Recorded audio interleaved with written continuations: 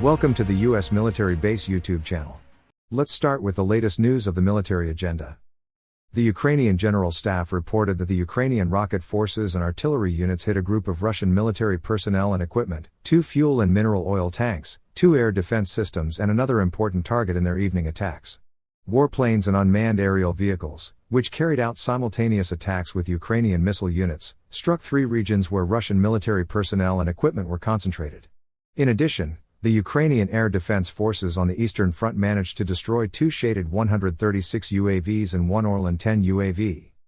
Although the Russian forces attempted to attack the Bakhmut and Marinka fronts in the evening, they could not achieve the desired success. Official reports indicate that Ukrainian forces repelled more than 40 enemy attacks in a matter of hours. Better still, reports from the Bakhmut front indicate that the Russian army, which has had minor successes in the region in recent weeks, is about to suffer a heavy defeat. The head of the Wagner Group, which supported the Russian troops in Bakhmut in this regard, announced that they lost 5 times more military personnel than usual due to the lack of ammunition and equipment.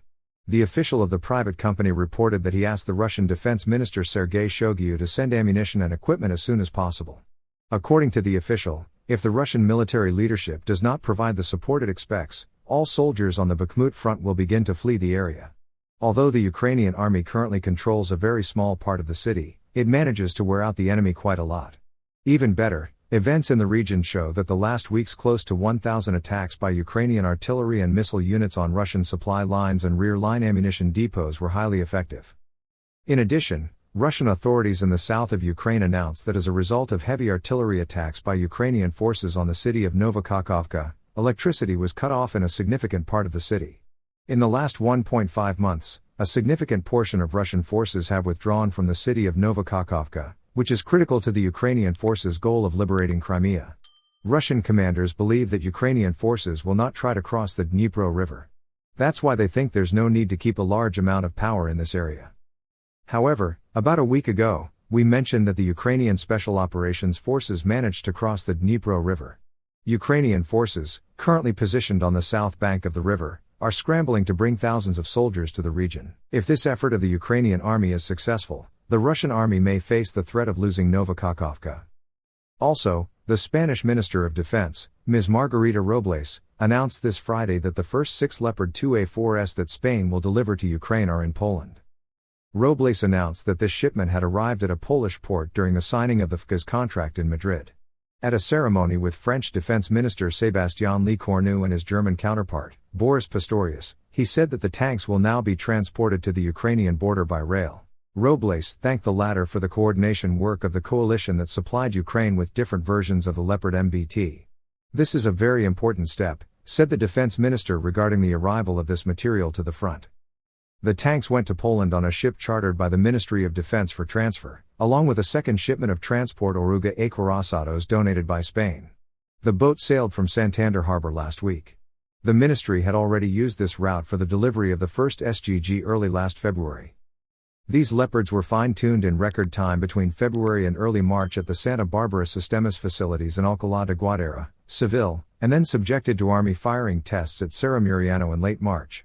The main components of the tanks were also checked: undercarriage, engines, turret, shock absorbers, barrel and firing mechanism. Finally, they returned to the Santa Barbara Sistemas facility to correct minor defects that could not be repaired on site before final shipment to Ukraine. Spain is preparing to donate 4 more Leopard 2A4 tanks. But their situation is worse, said the defense minister. They are currently in the Santa Barbara Sistemas factory for fine-tuning. According to the Spanish Ministry of Defense, the tuning of the 4 tanks will be completed in 2 months. 10 tanks left Army facilities in Casetas, near Saragossa, where 50 decommissioned Leopard 2A4s had been hiding in various guard positions for 10 years. On the other hand, the first teams trained to operate the American Patriot air defense system have already started combat duty. Both systems arrived in Ukraine in mid-April. Soldiers believe the first target shot down was a Russian Su-35 flanker E-fighter jet.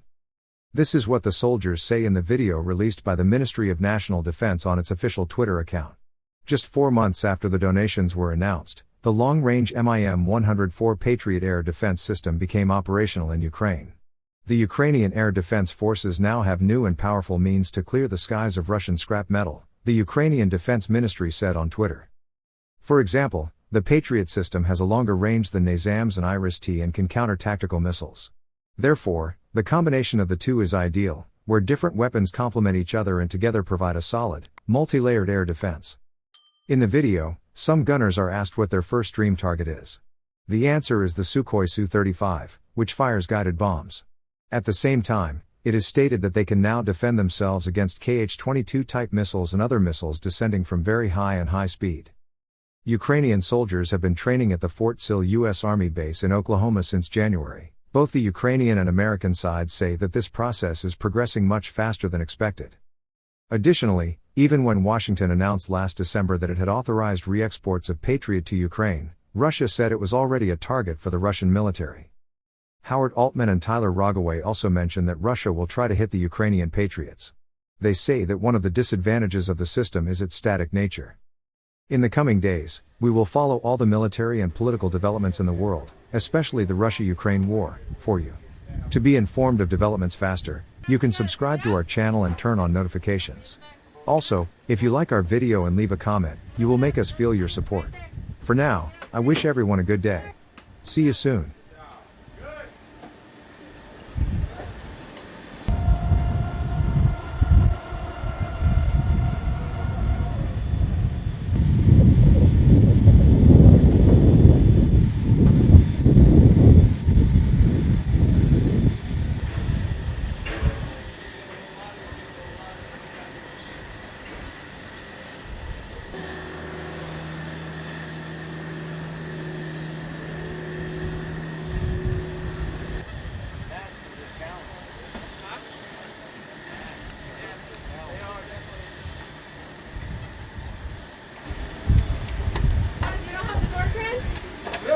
One wants to go grab it.